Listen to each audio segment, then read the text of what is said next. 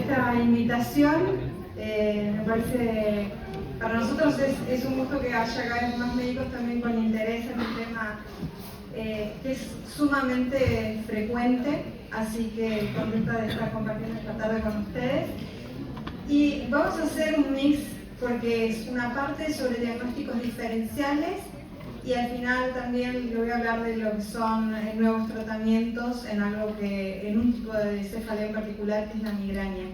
Como les mencionaba el doctor, independientemente del lugar donde esté, les voy a decir, porque muchas veces ni siquiera es en el consultorio, en ámbitos sociales y familiares, puede pasar que alguien les diga, bueno, sos médico, tengo dolor de cabeza, no de la cabeza. Es uno de los síntomas, como mencionábamos hace unos minutos, más frecuentes.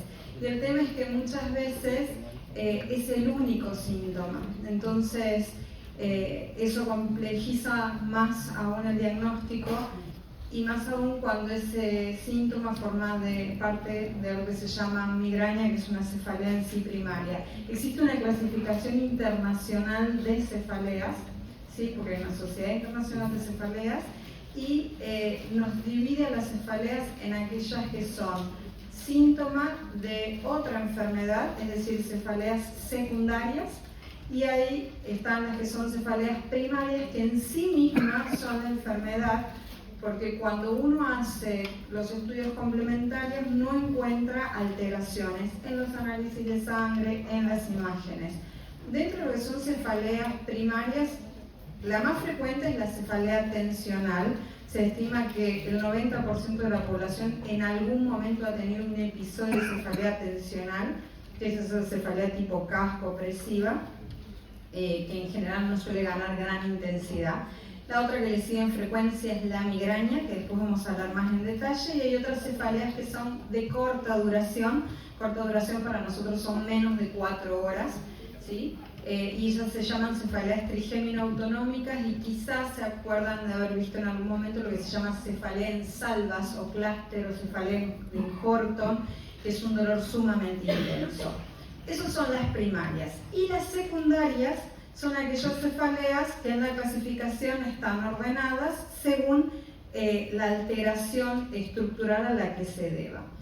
Ustedes saben bien que en cefaleas necesitamos hacer un interrogatorio, pero súper exhaustivo, porque es principalmente clínico el diagnóstico, ¿sí? Y acá, insisto, desde la neurología, desde la clínica médica, muchas veces los ginecólogos, en las distintas especialidades, desde a qué edad comenzó el dolor que está sintiendo en este momento, y lo tienen, no sé si alcanzan a verlo todos, o algunos se los estoy tapando, edad de inicio, ¿sí? Y ya vamos a ver por qué también, si es un dolor que apareció con una aparición reciente o es un dolor que ya es conocido por el paciente, cómo comenzó, en qué situación, si es un dolor que aparece haciendo un esfuerzo físico, si aparece durante una maniobra de Valsalva, y la progresión de ese dolor, es decir, también el patrón temporal. ¿Aparece con qué frecuencia? A lo largo del mes, a lo largo del día, aparece vinculado a algún cambio, por ejemplo, a la menstruación en el caso de las mujeres, o con algún patrón temporal en particular. Yo antes les mencioné la cefalea en racimo o en salvas, que es la que suele aparecer por la noche. La localización del dolor, en qué parte comienza, en qué parte del cráneo inicia el dolor, si es en la parte posterior, si es detrás del ojo, si aparece un dolor que es más bien a nivel del maxilar, el inicio del dolor y su irradiación, los síntomas que lo acompañan, desde náuseas o vómitos, si les molesta la luz, si molestan los sonidos, es decir, si hay fotofobia o fonofobia, o incluso si molestan ciertos olores, y ya van a ver por qué les pregunto esto. Si el dolor, ¿cuál es el comportamiento? Si con el cambio de posición de un paciente, una persona acostada a 0 grados, al incorporarse aparece el dolor, porque nos hace pensar en algo que llamamos cefalea ortostática, ¿sí? O cefalea por hipotensión del líquido cefalorraquídeo. que es más frecuente de verse en las funciones posteriores a las funciones lumbares, pero hay veces que puede aparecer en forma espontánea. Si aparecen otros síntomas al inicio del dolor, como pueden ser trastornos visuales, ver luces, que se desdibujen las imágenes o que aparezca como algo que se llama espectro de fortificación, por acá dice aura, que eso constituye en el caso de la migraña con aura visual, pero también hay síntomas de trastornos de la sensibilidad o del lenguaje, que no salgan las palabras. En general eso aparece previo al inicio del dolor en el caso de las migrañas, y a diferencia de lo que pueden ser eventos isquémicos, vasculares, cerebrales. Si hay síntomas que aparecen previo o en el caso de el tipo de dolor, si es un dolor, muchas veces cuando preguntamos cómo es el dolor, los pacientes te responden como un dolor, pero la realidad es que hay muchos tipos de dolor. Una cosa es el dolor eléctrico, otra cosa es el dolor opresivo, otra cosa es el dolor pulsátil. Muchas veces los pacientes vieron que en su relato dice, siento como un martillo adentro. Hay un dolor que es de máxima intensidad dentro del primer minuto, que se llama cefalea en estallido. Ahora les voy a mostrar algo de eso. Entonces, la pregunta a nivel práctico es, entre que empezó el dolor, ¿cómo es el dolor? Como que compárelo con algo, con algún otro tipo de dolor que usted haya experimentado. Y además, entre que empieza el dolor y alcanza la máxima intensidad, usando esa escala que ustedes conocen de 0, 1 no duele, a 10 es la máxima intensidad que esa persona haya experimentado, ¿cuánto tiempo pasa? Si es cuestión que pasen horas o si es en un minuto o rápidamente progresa, y cuánto dura en esa intensidad máxima. Esto que parece algo sencillo en el consultorio consume bastante tiempo a veces. Las escalas visuales o las escalas con números sirven para que el paciente nos ayude a identificar más fácilmente. Si tienen antecedentes estos pacientes de otras enfermedades, ya sean neurológicas o otras enfermedades clínicas, es importante. Si es un paciente inmunocomprometido o pacientes con antecedentes oncológicos, nos hace pensar en que pueden ser cefaleas secundarias. Y lo otro que también es fundamental y que muchas veces en la consulta pasa es qué tipo de medicación usa, tanto para el alivio del dolor, pero también en el diario, porque hay fármacos, muy bien saben ustedes, que hay fármacos que pueden generar cefaleas y son cefaleas secundarias a la utilización de ese fármaco, y se tratan retirando esa medicación. Para eso hay que encontrar un patrón temporal. Entonces, todo esto es parte de la anamnesis, y a esa anamnesis además hay que sumarle el examen clínico completo y el examen neurológico completo. Entiendo que el doctor Calandri les iba a hablar de toda la parte de semiología. Esa parte de semiología que habla el doctor Calandri la van a unir a esta parte de cefaleas, y hay gran parte del diagnóstico. Para que tengan una idea, nosotros nos manejamos con banderas rojas, sí, que son como las de alarma, las que si están en el consultorio es algo que tienen que pensar que puede ser una cefalea secundaria y que uno tiene que actuar rápidamente. Y después les voy a contar unas que se llaman banderas verdes, que nos dan un poco más de tiempo para manejarlo al paciente, quizás en forma ambulatoria. En las banderas rojas hay una sigla que se llama SNOOP, que viene en realidad del inglés, entonces para nosotros no es tan familiar, pero va desde que si el paciente tiene pautas de bandera roja o banderas de alarma, si el paciente tiene enfermedad sistémica, como les dije, enfermedad oncológica, el embarazo no es una enfermedad, pero es una condición diferente, entonces por eso hay que tenerlo en cuenta, porque a veces puede facilitar trombosis venosa, hipertensión y demás, entonces hay que tenerlo en cuenta. Si es un paciente que tiene además otros síntomas neurológicos, y por eso la N, que va desde el deterioro del sensorio, si hay edema de papila cuando lo reviso, si hay un déficit en el examen de todo el aparato motor, si hay pérdida de la agudeza visual, todo eso nos hace pensar que es una cefalea secundaria. Yo siempre digo que es mucho más fácil cuando el paciente tiene un signo orientarse hacia, o cuando uno encuentra un edema de papila o en un paciente hemipléjico que está con dolor de cabeza, es mucho más fácil saber que es una cefalea secundaria. El gran desafío es cuando la cefalea está solita y no encontramos algún otro signo en el examen que nos dé la pauta como para tener la alarma inmediata. El inicio, les decía, bueno, las neoplasias están dentro de los pacientes oncológicos también. el inicio súbito, el inicio abrupto. Yo les mencioné ese inicio en menos de 1 minuto para la cefalea en estallido. Pero si es aparte una persona que nunca ha tenido cefaleas y les dice, desde el 20 de abril estoy con dolor y ese dolor cada vez es más frecuente y es alguien que nunca ha tenido dolor, lo tengo que estudiar también. ¿Sí? Y sobre todo si esta persona es una persona mayor de 50 años, porque saben que aumentan también las enfermedades oncológicas, vasculares y demás. La O corresponde también a la edad, mayores de 50 años hay un porcentaje más alto de cefaleas secundarias. Es muy raro que la migraña inicie a los 50 años. Es menos probable también que las cefaleas tensionales aparezcan a esa edad. Hay otras cefaleas primarias de los 50, pero en mayor de 50 busquen descartar causas secundarias. Y después la P, que son de 10P, que es más difícil de acordarse esto, pero tiene que ver con el patrón, con los cambios posicionales, con el aumento de Valsalva, que es lo que les fue mencionando. Si hay papiledema, en pacientes cursando puerperio también. Entonces, esas son banderas rojas. ¿Para qué? Para descartar básicamente esta lista de posibles causas de cefalea, ¿sí? Hay algunas que son neurológicas y hay otras que son causas clínicas, hay infecciosas, hay vasculares, hay disfunción del líquido cefalorraquídeo. Esta lista corresponde a las causas de cefaleas secundarias.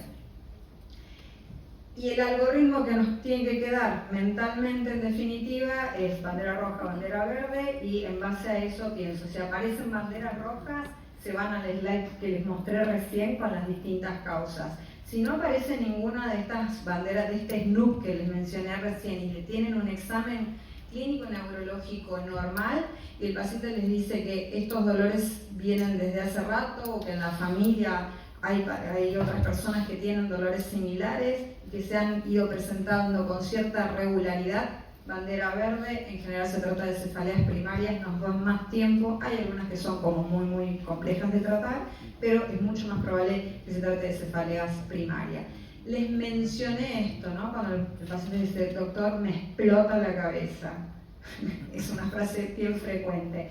Hay que preguntar por qué sienten que lo explota, si es por la velocidad de instalación del dolor o por la intensidad. Si es por la intensidad, la migraña en algún momento llega a tener mucha intensidad y la cefalea en salva, pero ese dolor que en menos de 1 minuto, estando la persona despierta, no que se despierte y ya esté instalada, estando la persona despierta, alguno de ustedes está ahora sentado ahí y dice, pega un grito y ahora en 1 minuto el dolor se vuelve de 10 de intensidad, esa se trata de una cefalea en estallido. El tema es que ese es el síntoma. Las causas pueden ir desde aneurisma cerebral no roto, lo más fácil es asociarlo a hemorragia subaracnoidea, ¿sí? Pero los aneurismas no rotos también la pueden dar. Hay un síndrome que se llama síndrome de vasoconstricción cerebral reversible, donde las arterias hacen vasoconstricción principalmente y el dolor es sumamente intenso y a veces es solo el dolor. La disección ya sea de las arterias carotidias o vertebrales, con una persona que solo tiene dolor, no les estoy hablando de una persona que viene con inestabilidad, con ataxia o sin poder hablar o hemipléjico, porque ahí voy a pensar que es algo neurológico. El tema es no confundir una migraña con una disección, por ejemplo, ¿sí?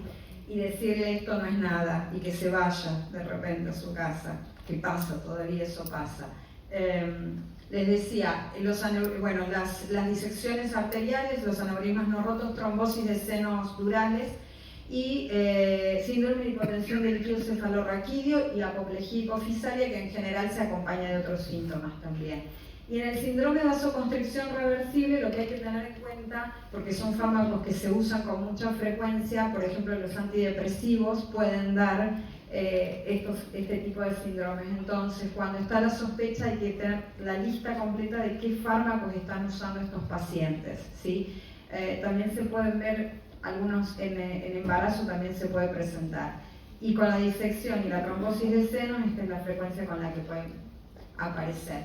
Les decía, en las personas mayores de 50 años, no solo tener el registro de que hay más riesgos de lesiones tumorales, sino en el caso de las mujeres principalmente pensar en si la cefalea, siempre el examen neurológico además en cefalea es con palpación a nivel pericraniano posterior y a nivel de las arterias temporales para ver también si están sensibles, y si se acompañan de otros síntomas, descartar arteritis de células gigantes, ¿sí? Las personas mayores también tienen mayor riesgo de infección. Y les mencionaba antes que el porcentaje de cefaleas secundarias aumenta de los 65 años, fíjense, 15% versus 1,6% en los menores de 65 años de que sean cefaleas secundarias. Las secundarias de los fármacos, cefaleas, figuran en todos los prospectos médicos, entonces la forma de identificar es si hay una relación temporal, ¿sí? Hay veces que los pacientes se dan cuenta, pero si no, si es alguien que nunca ha tenido cefalea o empeoró su cefalea en este último tiempo, pregunten si hubo algún cambio en la medicación que usan habitualmente. Y otro de los puntos es esto: doctor, me levanto y me siento mal, esto que les mencionaba de la cefalea por hipotensión del líquido cefalorraquídeo. El paciente se vuelve a acostar, se siente mejor, se levanta. Pregunten si, en general los pacientes se acuerdan si hubo punciones lumbares o si hubo algún tipo de traumatismo. Esto es componente ortostático del dolor. Estando acostados, en general les desaparece. Y las banderas verdes, con las que nos da, digamos, más tiempo, pero no significa que no hay nada. Significa que no hay que salir corriendo, que no es una emergencia, pero sí tienen cosas para hacer como médicos. Las banderas verdes son aquellas que las vinculamos a las cefaleas primarias y principalmente a las migrañas. Principalmente tienen que ver con que cefaleas que vienen desde la infancia, desde la adolescencia, en personas que tienen antecedentes familiares. Muchas veces la gente no les, porque digo, en el slide aparece como todo muy bien, pero en el consultorio uno pregunta y la gente dice, no, en mi familia no hay nadie con migraña. Y cuando uno empieza a preguntar, les dicen, sí, pero sí hay ataques al hígado, sí hay, la gente le llama, o hay jaqueca, o le llama de otra forma. Entonces pregunten si alguien en la familia tiene dolores de cabeza, o ellos recuerdan que alguien en la familia necesitaba recostarse con frecuencia o tenía vómitos. En el caso de las mujeres, si estas cefaleas por las cuales los están consultando tienen cierta relación con el periodo menstrual, es más frecuente que se trate de migraña. Y si sobre todo en el lapso de tiempo que vienen identificando las cefaleas, hay periodos en los cuales no tienen dolores, hay días libres de dolor, también hace pensar que son cefaleas primarias. Dentro de las cefaleas primarias, la más frecuente, les vuelvo a decir, insisto tanto porque 1.000 millones de personas en el mundo sufren este tipo de dolor, y todavía son personas que siguen escuchando que está todo bien, que su laboratorio está todo bien, que sus imágenes está todo bien y que no tienen nada. Y en realidad sí tienen esta enfermedad neurológica que tiene una prevalencia del 15%. Y ustedes me dirán, pero ¿cómo que genera discapacidad? La discapacidad está medida durante los ataques. Son esas personas que durante el ataque no pueden realizar sus actividades con normalidad. Hay muchas que no las pueden hacer directamente, hay otras que las hacen con gran esfuerzo. Esto se ve sobre todo más en Latinoamérica, que las personas no pueden faltar a sus actividades laborales, ¿sí? Porque migraña en muchos lugares no está dentro de las posibles causas de ausentismo laboral. Entonces las personas tienen que ir igual a trabajar. Y en las mujeres está considerada la segunda causa de discapacidad, en primer lugar en las mujeres, sobre todo entre los 15 y los 49 años. Piensen que migraña afecta principalmente, les decía, si bien hay niños desde meses, pocos años de vida que ya tienen migraña y que lo experimentan con vómitos. A lo mejor, justo ahora nosotros estamos haciendo un trabajo en Fleni, que son los chicos dibujando su dolor en los monigotes. Ellos dibujan dónde está el dolor y usan distintos colores como para orientarnos, pero en la infancia la migraña comienza, es igual de frecuente en los niños, en los varones y en las nenas, y con en la etapa de la menarca, las mujeres, las hormonas claramente tienen un rol ahí en el incremento de la frecuencia, y afecta principalmente a la etapa productiva, ¿sí? Y cuando yo les muestro esto y les hablo de años de vida perdidos, el primero, no sé si voy a ir acá, está stroke dentro de las enfermedades neurológicas y le sigue migraña, y abajo está Alzheimer, y acá viene meningitis, y esto es a nivel mundial, y acá está Latinoamérica, ¿sí? La migraña está segunda, y es una enfermedad que es tratable. Es discapacitante durante los ataques, y esos ataques tienen tratamiento, y es lo que vamos a ir viendo. Sigue siendo hasta la fecha, por eso nuevamente agradezco a toda la comisión y al doctor Mercado en particular, porque estamos intentando que los diagnósticos o que las personas lleguen a un diagnóstico más pronto y un tratamiento adecuado, porque hay mucha demora en los diagnósticos. Migraña sigue siendo subdiagnosticada y subtratada, siendo que es una enfermedad que tiene diagnóstico clínico, ¿sí? Son datos locales, es un estudio de prevalencia que hicimos en Argentina, y 9,5% de la población, casi 1 de cada 10 de nosotros tiene migraña, así que acá hay más de uno con migraña, al menos los números, sería raro que no lo hubiese. Y cuando uno pregunta también cuántos días en el mes tiene que disminuir su actividad laboral o personal, o lo que tenga planeado ese día a causa de la migraña, fíjense el porcentaje importante de personas que tienen que limitar sus actividades por el dolor. Y definición, porque estas son las personas que en el momento las revisamos. Si está vomitando, es fácil ver que está vomitando, si tiene náuseas nos puede decir, pero son pacientes que cuando uno los revisa el examen puede estar completamente normal, y aunque esté en medio de una crisis lo metemos en el resonador convencional, no en el de estudios de investigación, y el cerebro estructuralmente se va a mostrar normal. Entonces, ¿qué es la migraña? Es una enfermedad neurológica. La predisposición es crónica, porque esa predisposición tiene una carga genética. Ahora, la manifestación va variando por frecuencias de días al mes en las que aparecen los ataques, y ataques que pueden durar desde 4 horas hasta 72 horas o más, y llevar a que esa persona, yo uso siempre una frase de una paciente porque me parece que es mucho más visible que todo esto, que mi paciente dijo: falté a mi propio cumpleaños. O sea, ella había organizado su cumpleaños y no pudo ir, quedándose en su casa y los invitados por otro lado. Y lo mismo pasa con los chicos también, ¿eh? Muchas veces suspenden sus actividades por esto.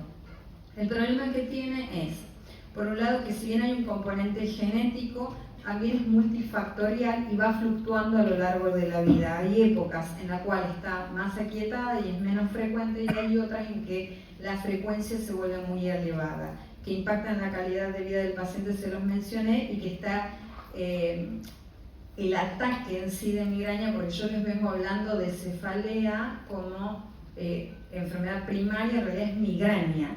¿Por qué? Porque el ataque no es únicamente dolor de cabeza. Hace unos minutos les mencioné lo que es migraña con aura, con esos trastornos visuales donde hay un déficit neurológico transitorio. Pero el ataque de migraña tiene distintas etapas. Yo les mencioné, hay factores genéticos, después es multifactorial por factores externos y propios de la persona.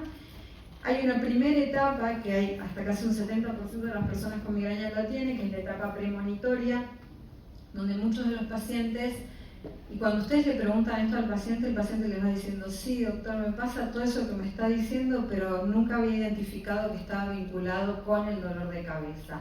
Hay veces que empiezan con un dolor en el cuello, se sienten cansados, con dificultad para concentrarse, un bostezo tras otro.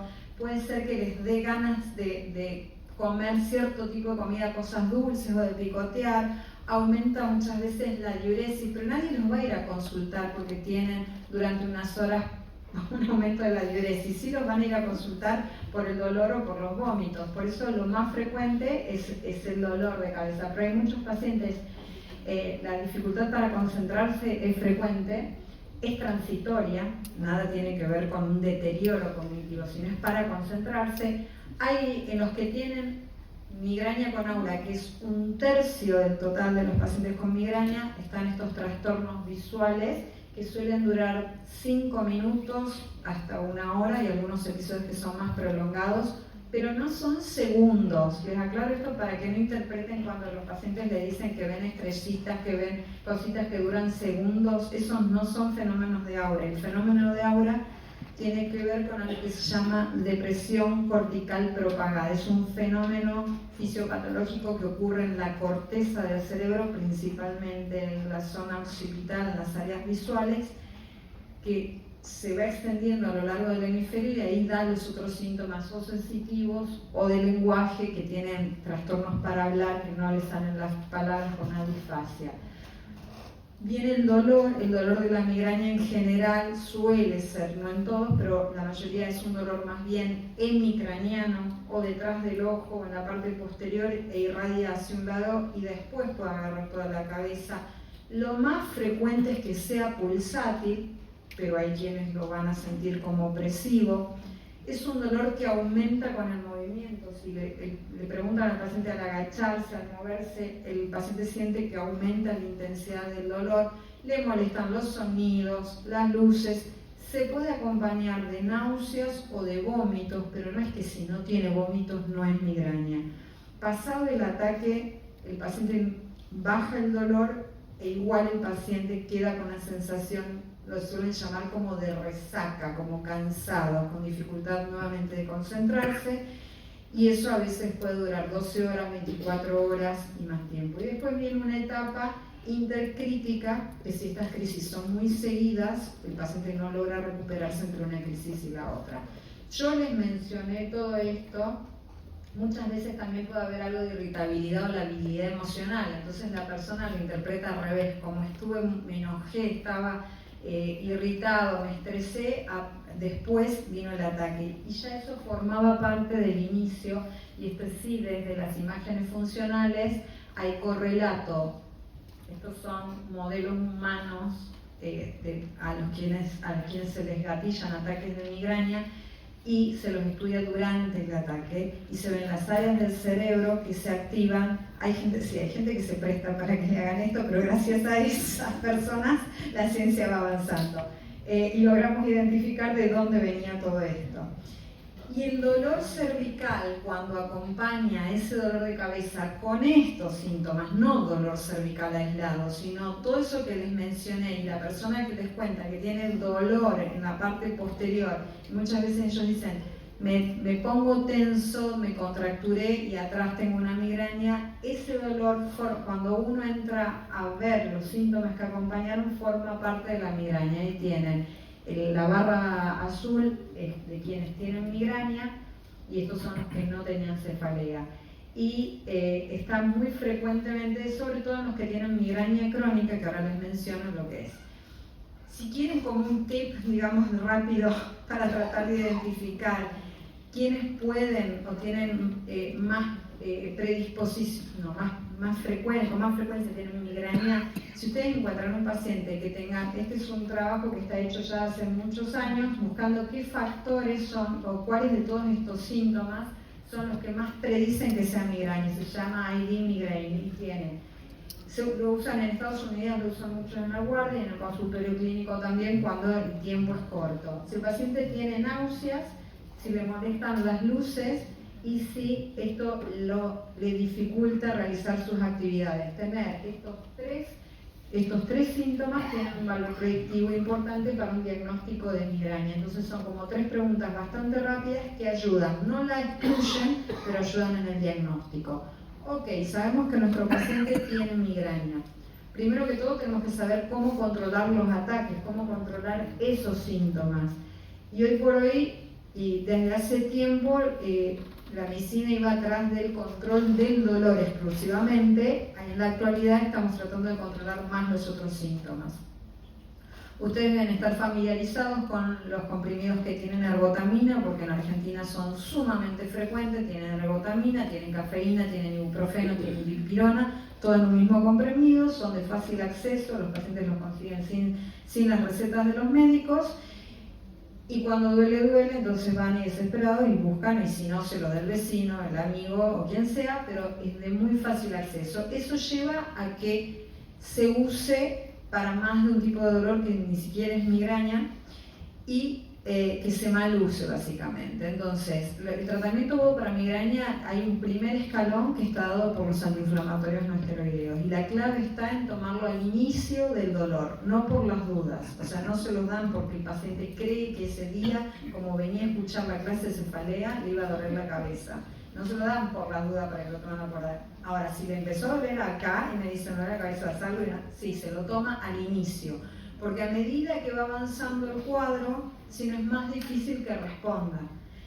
¿Por qué la gente no se quiere hacer daño, pero por qué los pacientes se toman los medicamentos antes? Porque ya experimentaron lo que es estar vomitando en la cama sin poder hacer sus cosas. Entonces, para no volver a transitar eso y no quedar incapacitado ante cualquier mínimo episodio, lo empieza a tomar por las dudas. Y lo que no saben es que hay otros tratamientos de prevención.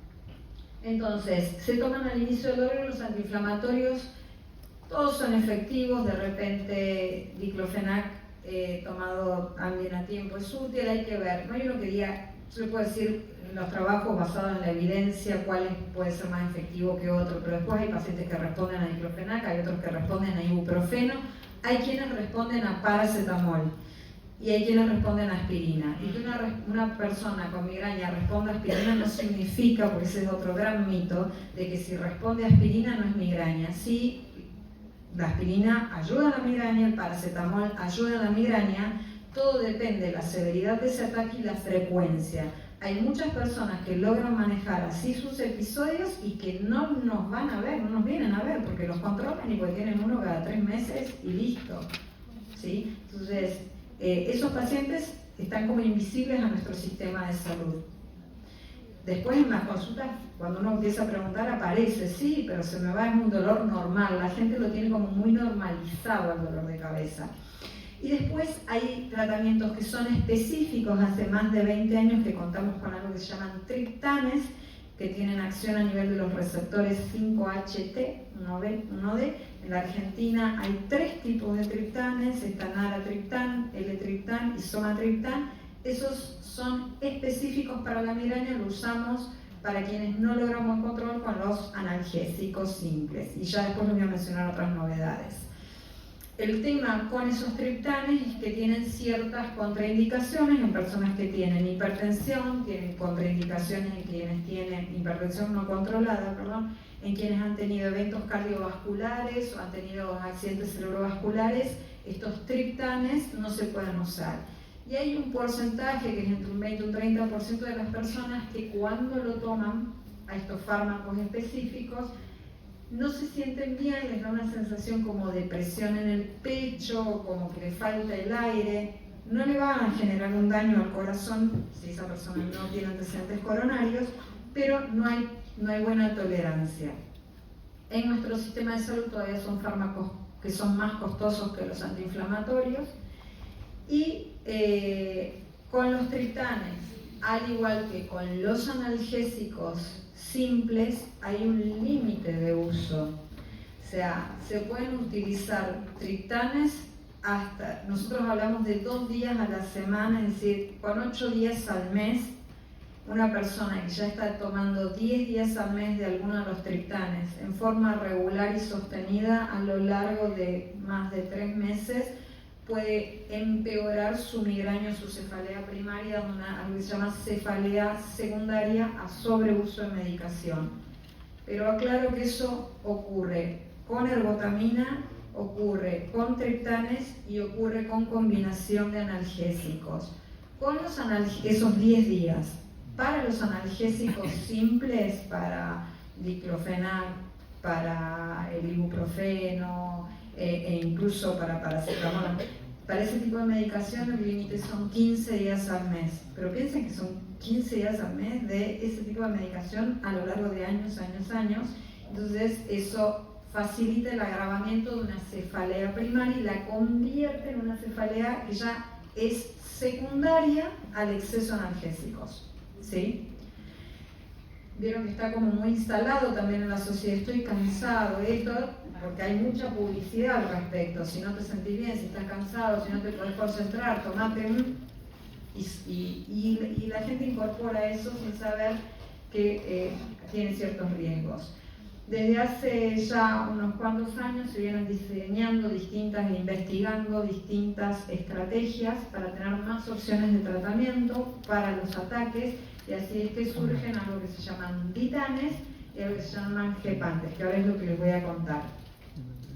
Les mostré antes que pasaba en un modelo humano con un ataque de migraña, porque está el modelo en ratitas también en investigación, y también esto ha posibilitado identificar que durante los ataques de migraña, más allá de todas las áreas del cerebro que están activadas, que no es un solo punto, sino que empieza a nivel cerebral y el dolor, no sé si se acuerdan de anatomía, que el cerebro en sí, el parénquima cerebral no duele, lo que está muy inervado son las meninges, ¿sí? Todo eso es inervación trigémino cervical, que es por donde corre el dolor en realidad. El hipotálamo está involucrado en el inicio en parte de la migraña, pero lo que ocurre es que hay una liberación de lo que se llama CGRP o péptido relacionado con el gen de la calcitonina, que es un neuropéptido, es un vasodilatador muy potente, es más potente que la sustancia P como vasodilatador. Y en las personas con migraña durante los ataques se libera con gran intensidad. ¿De dónde lo identificaron? Sacando de la yugular. Lo que pasa es que dura poco en sangre, entonces no tiene sentido que lo midamos en sangre en los laboratorios como parte de la práctica clínica. Como para tener una idea dónde estamos actuando con los fármacos, la ergotamina y los triptanes actúan a nivel de los receptores, les decía, principalmente de receptores serotoninérgicos, ¿sí?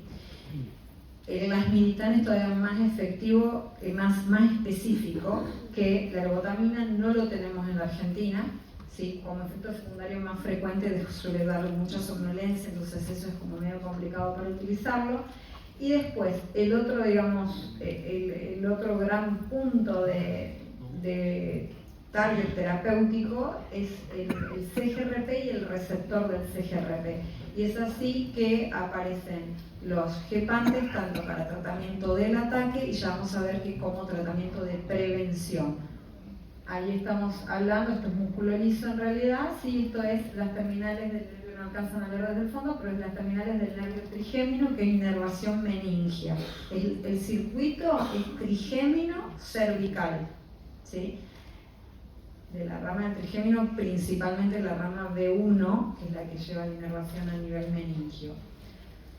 De los gepantes, que son los que se usan en tratamiento agudo, aparte de los triptanes, y que estos son específicos para migraña, antagonizan el receptor que les mostré, voy a volver al anterior, el receptor acá, ¿sí? Del CGRP,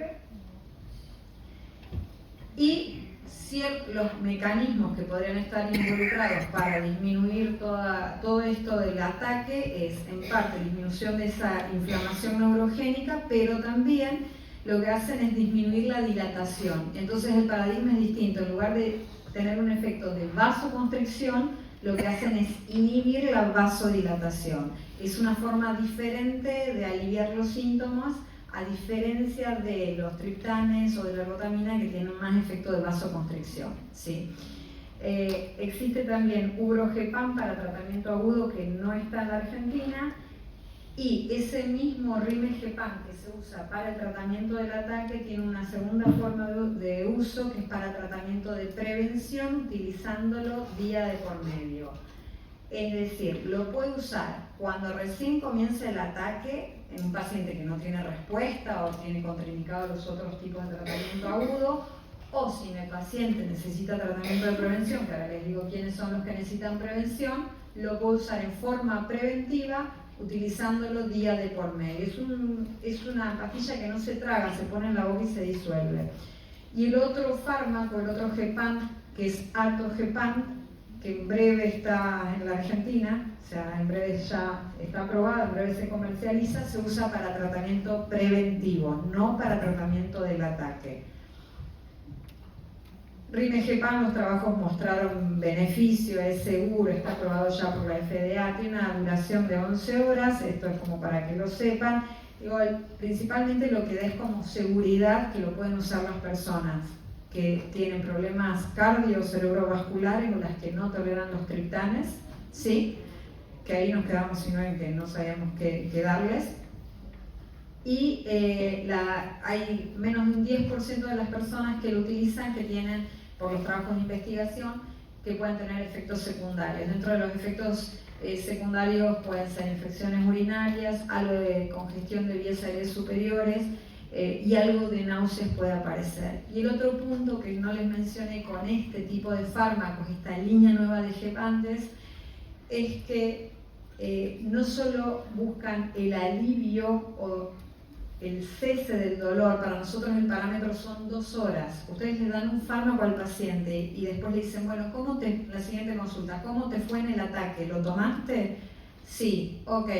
¿Cómo te fue? Bien. Y cuando se dan cuenta, ¿al cuánto tiempo estabas recuperado?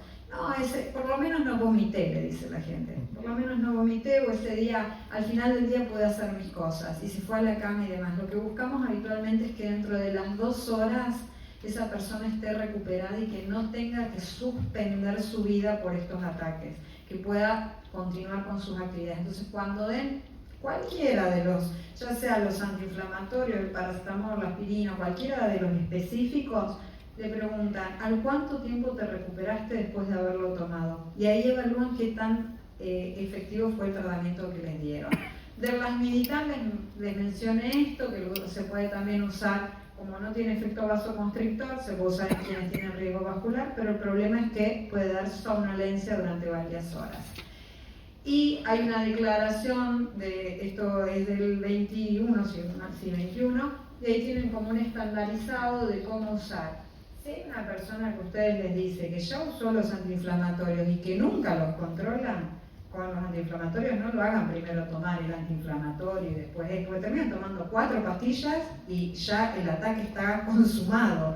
Si su paciente le dice, yo no respondo ni al paracetamol, ni al diclofenac, ni al ketorolac, ni al ibuprofeno, ya los tomé antes y nunca los controlo, directamente tienen que avanzar con los que son específicos. Ahora, si es una persona que no ha tomado analgésicos y que les viene diciendo, me aguanto porque no quiero tomar medicación, lo educan para que tome a tiempo la medicación y en una de esas ese paciente con un paracetamol o con una aspirina puede andar bien, ¿sí?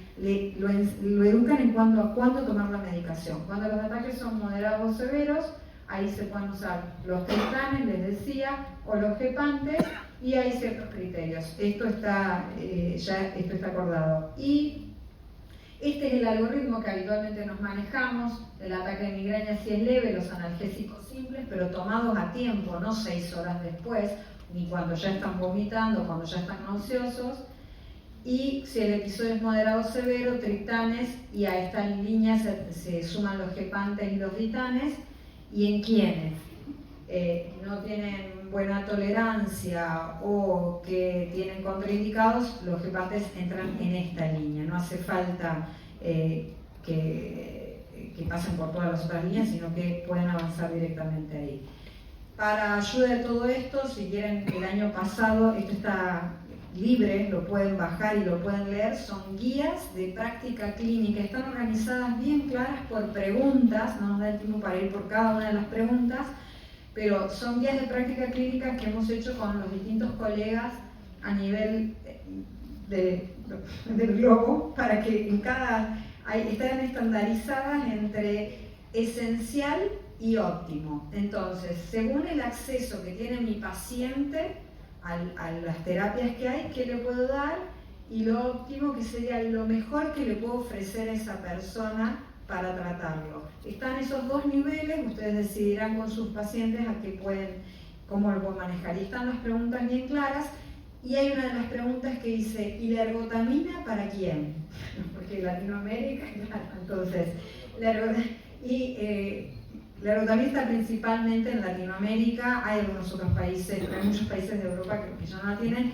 La ergotamina es en caso de que ninguno de los otros tratamientos haya sido efectivo, y siempre hay que poner un límite de uso. Entonces, cada vez porque estoy segura que van a tratar pacientes con migraña, cada vez que traten a un paciente con migraña y le den la indicación, díganle cuándo usar y cuánto usar.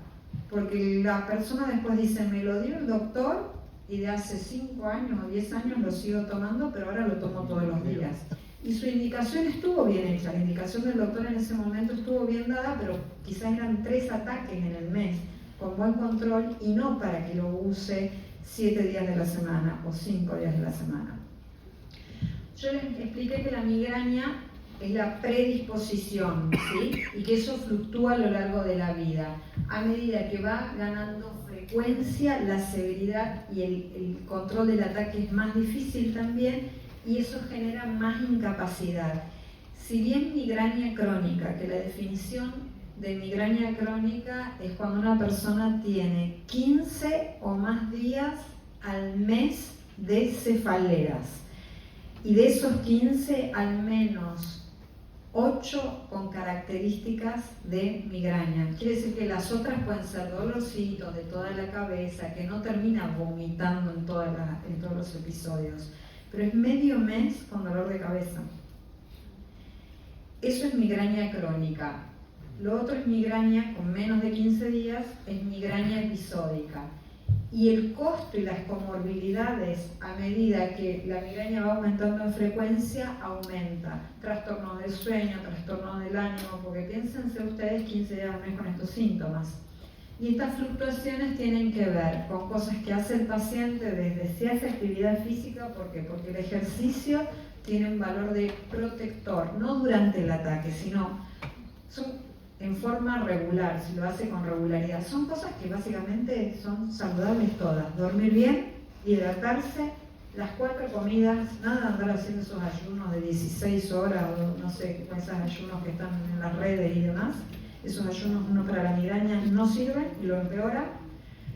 El sueño, la calidad del sueño, el ejercicio, el manejo de las situaciones de estrés y del ánimo, y después hay un componente genético y cuánto la medicación de los ataques ayuda a controlar, porque un ataque bien controlado evita que ese paciente pase 3 días con migraña.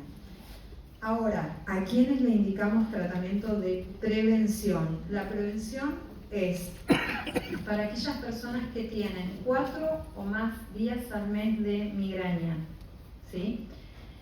Aquellos pacientes que tienen discapacidad durante los ataques o que cada crisis lo lleva a la guardia, porque si es una persona que tiene 1 o 2 crisis al mes y con cada crisis termina en la guardia con un endovenoso o un intramuscular, aunque sean 2 días en el mes, necesita prevención. Y disculpen si insisto con esto de días y días, porque hay veces que preguntamos cuántos ataques y el paciente solo nos cuenta los que está de cama y el ataque dura 5 días. Y nos dice, no, los que estoy mal son 5. Y entonces uno asume, digo, porque esto es un error de consultorio que nos sigue pasando. Si el paciente le dice 5, uno dice, bueno, entonces los otros 25 días no te duele. No, los otros 25 me duele normal. Esas frases son de consultorio. ¿Qué es normal? Que se me va con un ibuprofeno o con 2, y si no con un ketorolac, pero no termino de cama. Eso es normal. Y a ustedes solo le cuentan las que va a la guardia y las que termina de cama. Entonces también la otra frase es preguntar cuántos días, al revés, cuántos días no le duele. Y ahí nos quedan mirando y dicen, no, es raro que no me duela.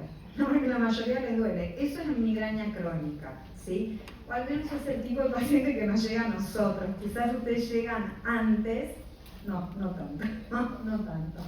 Bien, migraña crónica, es decir, con 15 o más días al mes, todo paciente con migraña crónica necesita tratamiento de prevención. Y la otra frase tip, todo ataque de migraña se trata, nadie se queda aguantando la migraña. Nadie le dice a la gente, aguántese la fiebre. O sí, les dicen. No. ¿Por qué? Porque si llega también a 40 grados, después cuesta más recuperarlo.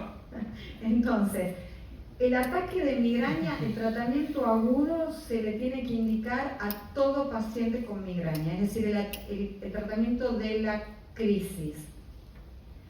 La prevención para que esas crisis sean menos frecuentes, menos severas, menos discapacitantes, se les puede indicar en cualquiera de estas opciones. Si ustedes no pueden indicar ningún tratamiento agudo porque tuvo hemorragia digestiva, porque tuvo un infarto cardíaco, porque tuvo un infarto cerebral, bueno, ahora tenemos otras opciones, pero en esos pacientes también lo podrían usar. Y el último ítem, fíjense, cuando está el riesgo de sobreuso de medicaciones, ese paciente que viene usando 2 o más días por semana de medicación analgésica. Y hay un dato que no les dije, que es importante con respecto al Rimegepam que les mencioné, que hasta ahora todos los trabajos han mostrado que así sea utilizando los 18 días al mes, no genera, hasta la fecha digo, cefalea por sobreuso de medicación. Esos son datos hasta hoy, 6 de mayo de 2025. ¿Sí? Espero no cambie porque es una herramienta que tenemos que nos está ayudando en ese sentido. Migrañas con aura, prolongadas, crisis prolongada y con riesgo de sobreuso. La gente en general no se acuerda. Si yo les pregunto qué hicieron hace una semana atrás, difícilmente nos podemos acordar, y más cuando tienen tan normalizado el dolor. Entonces, en lugar de volver a pedir resonancia, volver a pedir tomografía y demás, lo que les pedimos cuando ya sabemos que tienen migraña es que hagan un registro. Hay aplicaciones, hay calendarios, hay agendas, hay agenda de bolsillo, hay de lo que sea, pero que lo traigan escrito en el formato, que cuando se sienten en el consultorio nosotros podamos ver cuántos días le dolió, cuántos días usó la medicación y qué intensidad tuvo, y si hay días que dejó de hacer actividades. Hay uno que se llama Migrava, hay otro que se llama Migraine Buddy, hay un montón, hay algunos que los persiguen a los pacientes preguntándolo, ¿y te duele? ¿Y no te duele? ¿Cómo estás? Lo que sea más fácil y que los pueda. ¿Por qué? Porque si ustedes lo ven al paciente en el consultorio un día que está con dolor, es que toda su vida fue un desastre, por más que ustedes hayan bajado a más de la mitad sus dolores que hayan controlado. Y si lo ven después de 3 días sin dolor, los va a amar por más que el mes anterior haya estado mal. Eso es un sesgo que tenemos todos de contar lo que nos pasa en el momento. ¿Y cómo medimos la carga? De nuevo, estos no son estudios complementarios, no son de costos, son de tiempo, son costosos en tiempo de la persona y del médico. Hay unas escalas que usamos, una se llama MIDAS, el otro se llama HIT6, y hay otro que es de impacto en la funcionalidad del paciente. Esas están libres y le pueden pedir al paciente que se los complete en la sala de espera, y muchas veces nos ayuda a decidir si ponen prevención o no. Tratamientos de prevención. De los tratamientos de los clásicos que se los hemos robado a todas las otras especialidades, ninguno de estos es específico para migraña, es lo que hemos utilizado hasta el 2021, les diría, que aparecen los anticuerpos monoclonales. Hay beta bloqueantes, antihipertensivos, antidepresivos, bloqueantes de los canales cálcicos, todos han mostrado ser efectivos para la prevención de migraña episódica, es decir, menos de 15 días al mes, salvo topiramato, que sí mostró ser efectivo en migraña crónica también. Son efectivos, ustedes bien saben que todos pueden tener efectos secundarios y que hay que tolerar que no den aumento de peso, como puede pasar con flunarizina o con amitriptilina, que no den somnolencia. Les pedimos que lo tomen a la noche, que controlen el peso, y que el paciente esté en peso es importante porque el sobrepeso es un factor de riesgo para que aumente la frecuencia de las migrañas, porque también empeora el sueño. Entonces es una combinación de factores. Valproico en mujeres en edad fértil ya no lo usamos, ¿sí? Entonces, y la principal población afectada son mujeres en edad fértil, así que ahí se nos complica. Y riboflavina y magnesio, que el magnesio vieron que también está como muy de moda, en migraña episódica algo de beneficio tiene más en migraña con aura, pero hay cosas como más efectivas. Es cuando uno no está del todo decidido a ver si pone prevención o no, les diría. Amitriptilina se usa para muchos tipos de dolores, se usa en migraña y se usa en cefaleas tensionales, entonces muchas veces también es de utilidad, pero tenemos que tener en cuenta que no tenga glaucoma, que no sea constipado, que no le dé sueño, que no le dé mareos y demás. Y esto nuevamente vamos a esa vía, a ese gran portón que abrió el CGRP. El CGRP permitió que los anticuerpos monoclonales, que ustedes también conocen, que son sumamente específicos, ¿sí?, actúen ya sea a nivel del receptor, uniéndose al receptor del CGRP o uniéndose al propio CGRP. Y entonces frena toda esta parte de la cascada de la migraña, que no es la única, pero que es importante, En la Argentina Erenumab está, esto se aplica en forma inyectable subcutánea una vez por mes. Está Erenumab y el otro que está en Argentina es Fremanezumab, también aplicación subcutánea una vez por mes. ¿Qué pasa? En general tienen buena tolerancia. En el caso de Erenumab hay veces que puede dar algo de constipación y hay algunos registros a veces de hipertensión, pero es muy poco frecuente. Pero no suelen dar ni aumento de peso, ni somnolencia, ni cambios en el ánimo, ni dificultades cognitivas como a veces pueden dar. Para que les quede entonces en esta famosa vía del CGRP que les presento con la migraña, los gepantes para tratamiento agudo y en tratamiento preventivo los anticuerpos monoclonales, Galcanezumab no está en Argentina y Eptinezumab tampoco, y de los gepantes está Rimegepan, que es para migraña episódica, migraña episódica apenas 15 días, y el Atogepan, que sirve para todo el espectro de la migraña episódica y crónica. Y hay para quienes quieren inyectable y para quienes quieren violar. ¿Cuál es la gran dificultad? El acceso, porque son costosos, ¿sí? Y es el que les mostré antes de la migraña episódica, y para migraña crónica, por eso es tan importante tener el diario del paciente para ver si tiene 15 o más días en el mes. Los que están aprobados son topiramato, que es el mismo topiramato que se usa en epilepsia, que en este también hay que tener en cuenta que en edad son mujeres que también pueden quedar embarazadas, entonces hay que hablar con los pacientes que usan esta medicación, tienen que cuidarse para no, y si quieren quedar embarazadas hay que continuar estos tratamientos. Topiramato, Atogepan, la toxina botulínica, que es la misma toxina que se usa en estética, en oftalmología y en otras cuestiones médicas. La toxina se aplica cada 3 meses en 31 puntos, acá, acá y en la parte posterior. Lo aplican los neurólogos, en general los que hacemos cefaleas, y eso es cada 3 meses y uno después de 3 aplicaciones puede decir esto está funcionando, sí o no. El efecto no es como relajante muscular, no es como, no lo usen para tensión, no es que relaja los músculos, ni que borra las arrugas y por eso le duele menos la cabeza, no. La toxina actúa, disminuye la liberación sustancia P y del CGRP también. Tiene un efecto, digamos, antinociceptivo desde la periferia a lo central. Y los anticuerpos monoclonales que les mencioné. Entonces, hay unas opciones para las personas con migraña, sí. Primero que todo, el ABC es el diagnóstico correcto. Si hacemos mal el diagnóstico, el tratamiento no va a funcionar. Entonces el éxito, hay una frase que el éxito del tratamiento depende o se inicia con un diagnóstico correcto. Y eso se inicia en el consultorio y hay mucho de clínica y mucha anamnesis. La educación del paciente es importante porque hay hábitos de vida diaria, entonces es fundamental eso, que la persona tenga con él la medicación que le es efectiva, que sepa cómo, cuándo y cuánto tomar.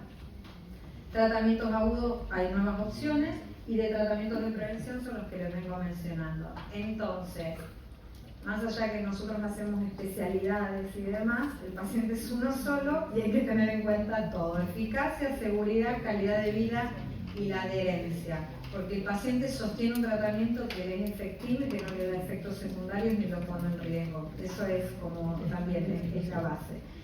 Y así como les mencioné que están en formato abierto, el que entra en PubMed la puede bajar y tener en el consultorio, están las guías de tratamiento agudo, estas fueron de 2024 también, las dos se publicaron en 2024, están en tratamiento de prevención, así que están también pregunta por pregunta que indicar.